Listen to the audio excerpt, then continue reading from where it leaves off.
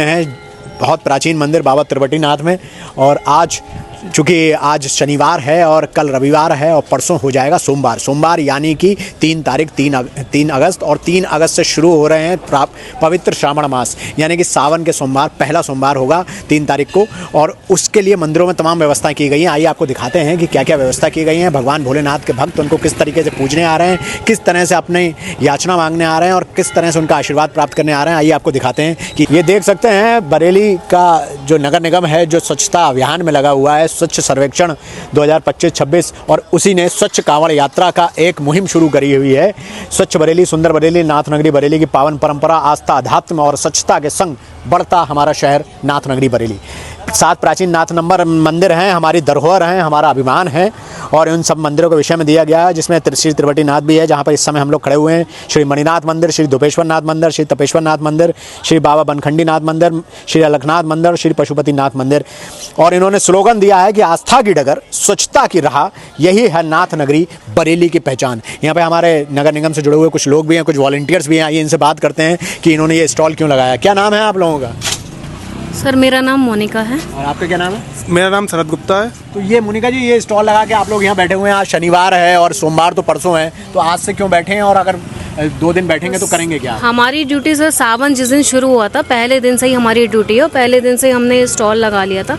उसकी ये वजह थी कि मंदिर में सफाई बनी रहे और हमारी जो मंदिर का परिसर है वो स्वच्छ रहे। हम लोगों से अपील करते हैं कि पॉलीथीन का यूज़ ना करें, मंदिर को गंदा ना करें, मंदिर को साफ़ रखें। और हमारे जो मंडे को भी पूरी टीम की ड्यूटी यहाँ पर लगी हुई है ताकि वो लोगों को जागरूक कर सके, पॉलीथीन बैन हो जाए। और हम यहाँ पे दुकानों पे भी लगातार जागरूक कर रहे हैं लोगों को कि पॉलीथीन का यूज़ ना करें, घर से थैला लेकर आएँ। और जो शंकर जी पे दूध चढ़ाते हैं वो अपने जो लोटा लेकर आए उसमें ही वो दूध लेकर शंकर जी को चढ़ाएं। पॉलीथीन बाहर की बाहर ही रहेगी, पॉलीथीन मंदिर के अंदर ना जाए, गंदगी ना रहे, उसका हमारा पूरा प्रयास है। मेन फोकस आपका पॉलीथीन। बिल्कुल। अच्छा, परसों कांवरिया यहाँ पे बहुत सारे आएंगे क्योंकि पहला सोमवार है, ज़्यादा से ज़्यादा कांवरिया यहाँ आएंगे। कैसे उनकी इतनी सारी भीड़ होगी, कैसे मैनेज करेंगे, क्या सोचा है आपने, क्या प्लानिंग है आपकी? सर हमारी यहाँ पे जैसे बैरिकेटिंग लग जाएगी, जैसे गाड़ियों को ना आने का रहेगा। जो भी हमारे पैदल भक्तगण होंगे या जो कांवरिया होंगे उनको सर पैदल निकलने की व्यवस्था बनाई गई। जैसे कि अंदर भी दे रखा है सर, एक तरफ से आने की व्यवस्था है और एक तरफ जाने की व्यवस्था है। तो इस तरीके की सर हमारी व्यवस्था बनी रहेगी। मंडे को ना सर, बल्कि पूरे मंथ यही हमारा रहेगा।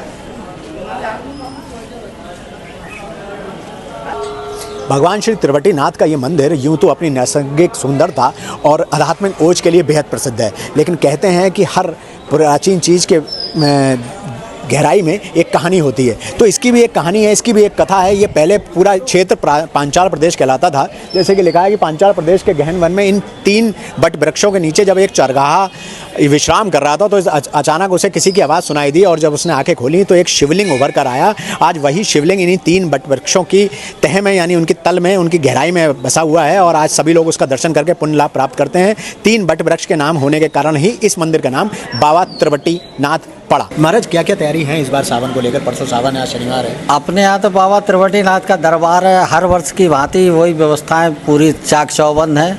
हमारे वॉलंटियर भी यहाँ लगे हुए हैं, 47 तो वॉलंटियर हैं। और सारी व्यवस्थाएं लगी हुई हैं, पुलिस प्रशासन लगा हुआ है।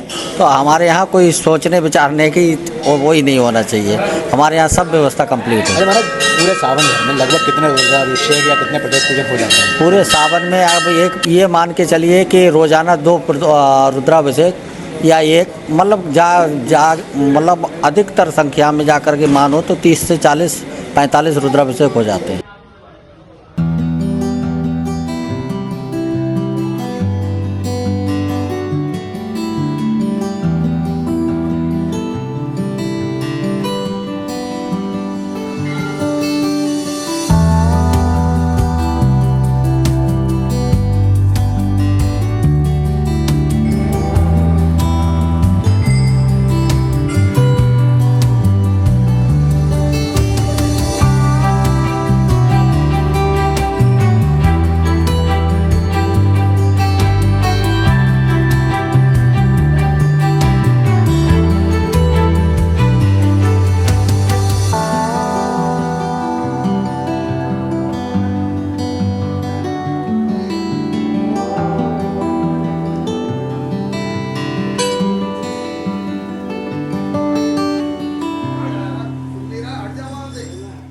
अच्छा, कितना प्राचीन मंदिर है ये और इसके विषय में क्या कथा कहानी है?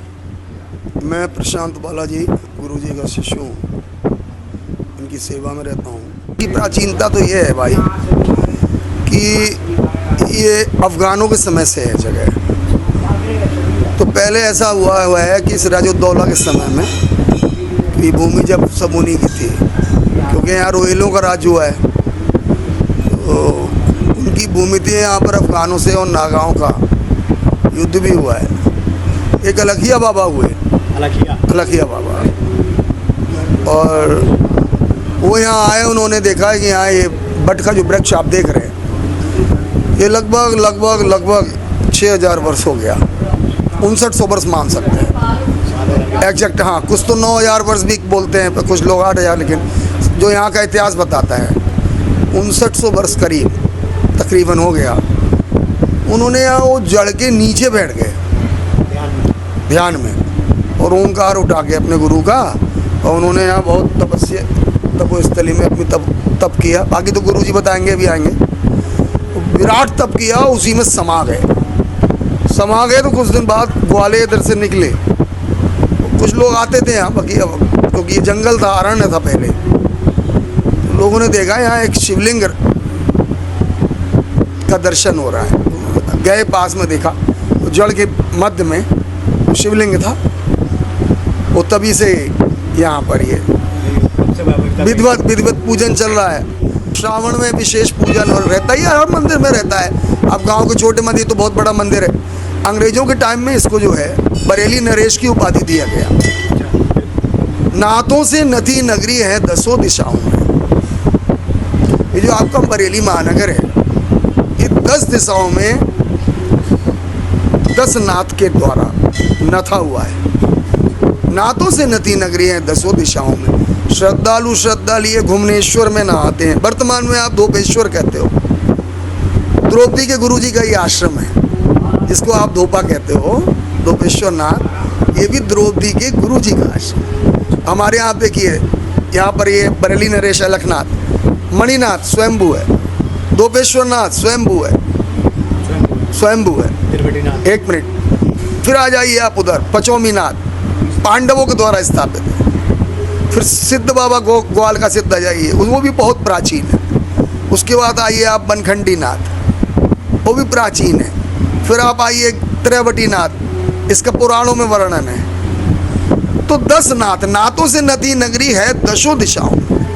ये बरेली नाथ, अब सप्तनाथ नगरी कहते हैं, जो भी कहते हैं, चलिए ठीक है, लेकिन 10 नाथ हैं और 10 नाथों से ये नथी हुई है। पशुपतिनाथ वर्तमान में बनाया हुआ है किसी के द्वारा। देखिए, स्वयंभू की अगर हम बात करें तो 10 नाथ हैं यहाँ।